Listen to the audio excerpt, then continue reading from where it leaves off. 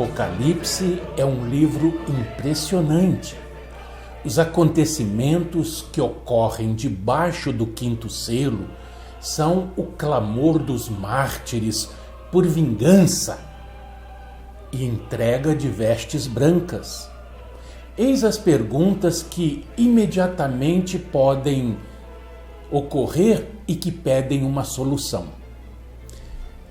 Refere-se este selo a um período de tempo? Mas que período? Onde está o altar debaixo do qual foram vistas estas almas? Quem são estas almas? Qual a sua condição? O que significa o seu clamor de vingança? O que significam as vestes brancas que lhes são dadas? Quando repousam por um pouco de tempo? E o que significa esta expressão? Seus irmãos serem mortos como eles próprios o foram. Nós temos que dar uma resposta satisfatória a todas essas perguntas. Então vamos a elas. Quanto à primeira, o quinto selo refere-se a um período de tempo.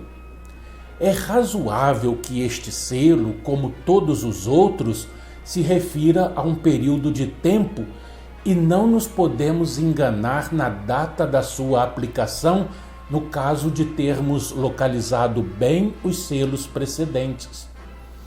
Vindo a seguir o período de perseguição religiosa mais desenfreada, o tempo abarcado por este selo teria de iniciar quando a reforma começasse a minar o anticristão edifício romano e a restringir o seu poder perseguidor.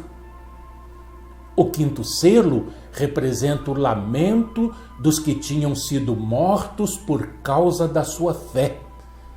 Os leitores da Ásia Menor, os primeiros destinatários do Apocalipse, pensavam aqui nos mártires da perseguição sofrida, principalmente nos tempos do imperador romano Domiciano, por volta dos anos 81 a 96, depois do Cristo, naturalmente.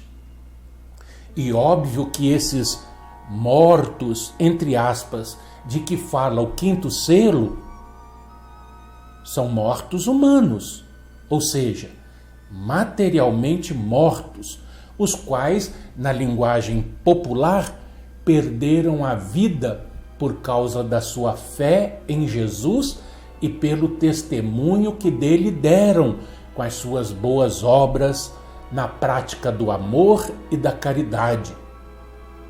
Como, porém, o Espírito é eterno, esses mortos continuam vivos e clamam por vingança. Mas não pensem vocês que essa vingança seja a eliminação dos que os mataram.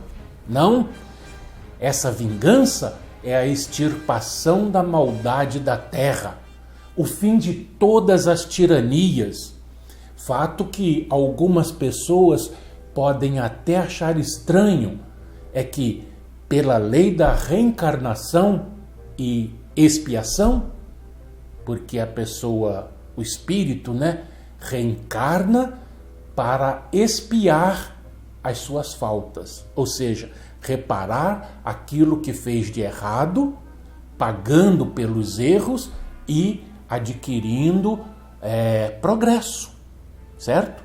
Vocês pensaram que eu ia dizer adquirindo outros erros, né? Não, mas o objetivo é adquirir progresso. Aqueles que praticaram a maldade, ou esses que hoje ainda praticam a maldade, vão também mudar de atitude, ao passo que vão reconhecendo que a maldade que praticam só faz mal a eles próprios. Por quê? Porque os impede de avançar na direção apontada pelo Cristo, ou seja, a perfeição, como perfeito é o Pai que está nos céus. Desse modo é que é respondido aos que clamam por justiça no quinto selo, para que aguardem, pois até mesmo alguns dos que lhes tiraram a vida terrena podem ainda vir cerrar fileiras ao lado desses. Quem determina isso é o Pai Celestial. Não somos nós que determinamos ao Cristo quem deve ou não deve ser salvo, simplesmente pela nossa simpatia ou antipatia a outras pessoas. Quem sabe o que vai no pensamento e no sentimento de cada um é o Cristo, pois é Ele quem sonda mentes e corações. Constitui, portanto, falta de caridade para com quem quer que seja o desejo, mesmo que não verbalizado, de que alguém se dê mal na vida, ou mesmo que alguém vá para o inferno, coisas desse tipo. Não foi isso que o Mestre ensinou. Ele, ao contrário, ensinou a lei do perdão ao pedir, quando estava de braços abertos na cruz, ao Pai que perdoasse todos aqueles que ali o colocaram. Por quê? Porque não sabiam o que faziam.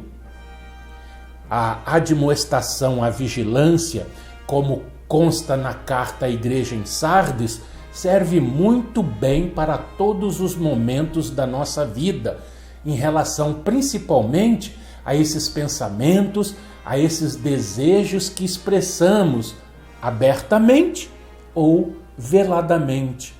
Pensamentos e desejos em relação aos nossos irmãos em sociedade. Ficou claro a nossa conversa de hoje aqui dentro do quinto selo?